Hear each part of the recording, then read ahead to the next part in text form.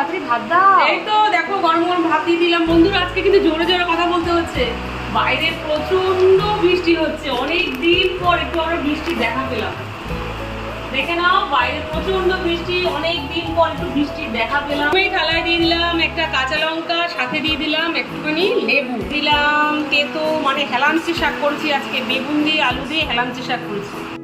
তারপরে দিয়ে দিলাম লতি চিংড়ি, অনেক দিন পর বাড়িতে লতি চিংড়ি করেছি, বড় বড় চিংড়ি মাছ দিয়ে করেছি লতি চিংড়ি।